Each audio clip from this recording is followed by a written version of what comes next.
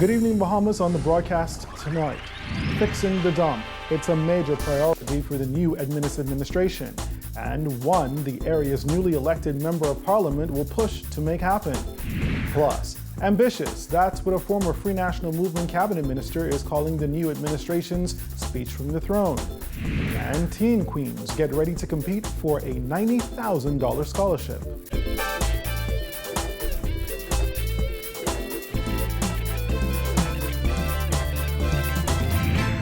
News is brought to you by Alive, the nation's newest and best LTE network. Good to be alive. Welcome to our news, the weekend edition, and thanks for joining us. I'm Andrew Knowles.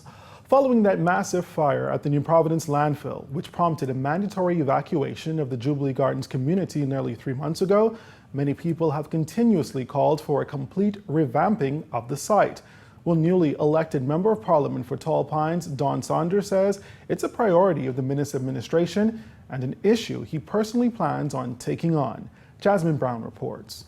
The dump is located in Tall Pines, and we've experienced over the last several years an increase in dump fires and health hazard to the people of Tall Pines, particularly Jubilee Gardens, Victoria Gardens, Fire Trail area, and indeed, in fact, the whole southwest corridors of the Providence. Last March, a major blaze at the dump lasted for several weeks, impacting residents, businesses, and schools in the area. The cause of the fire was later determined to be arson, as police suspected copper thieves were the source of the fire. It also prompted criticisms over the management of the dump, with the former Christie administration pledging to fix the issue by re-engineering the landfill. But those plans were never released. Well, Sanders says the Minister administration has its own plans for the dump. We've spoken on numerous occasions with the leadership of the party and now the government of the country, and they have committed to, and we have committed to, working right away to address the dump issue. He explained what those plans entail. We know that we want to re-engineer the dump. We want to put in place proper management. We want to put in place proper security to make sure that the fires and hazard, because it's a serious health hazard to the people of Tall Pines and the surrounding area. So that's going to be something that I'm going to work on. Saunders adds that he has already spoken with Environment Minister Romuald Ferreira on the matter. Already spoken to the Minister of the Environment, and he has committed to working with me to make sure that the dump issue is addressed very, very quickly. So we can look forward to meeting with him probably next week. Reporting for our news, I'm Jasmine Brown. Former Free National Movement cabinet minister Tennyson Wells called Wednesday's speech from the throne ambitious. He commended the minister-led administration for the multi-layered speech read by the Governor General and says he hopes it can stick to the many promises made. I thought the speech from the throne was very detailed, and I thought they may have I think they gave a lot of meat of what they're going to do. I thought it was a good speech and was well delivered, and Miss Lady Marguerite was very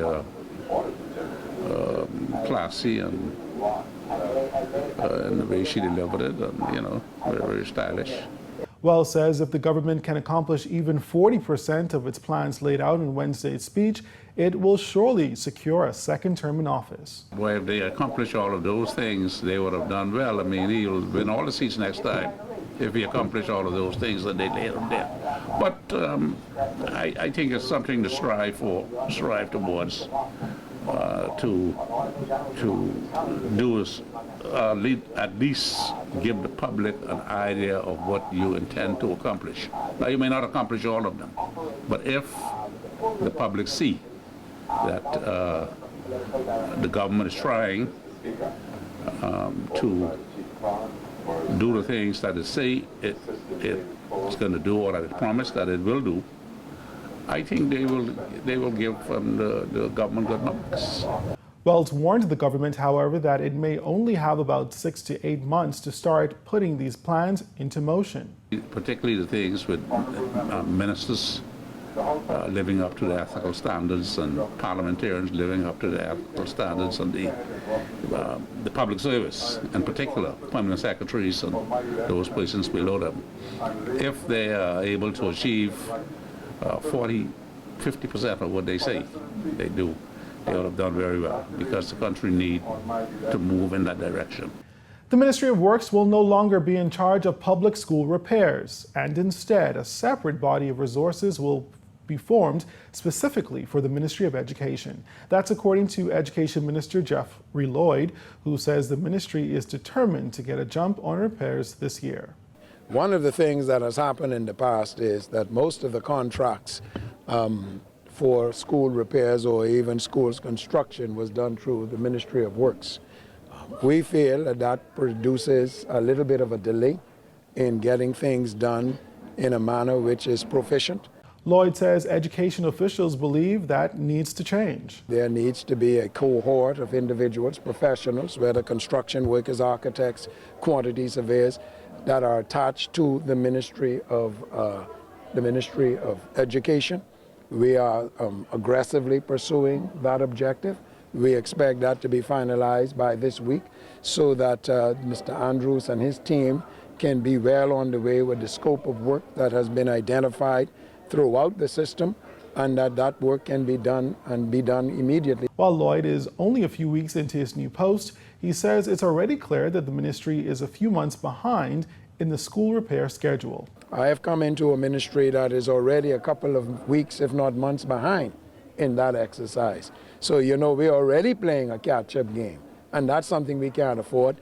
This summer is the hurricane season, the rainy season, and so all of the challenges that already come with the summertime, we don't need because there's a delay in getting things done.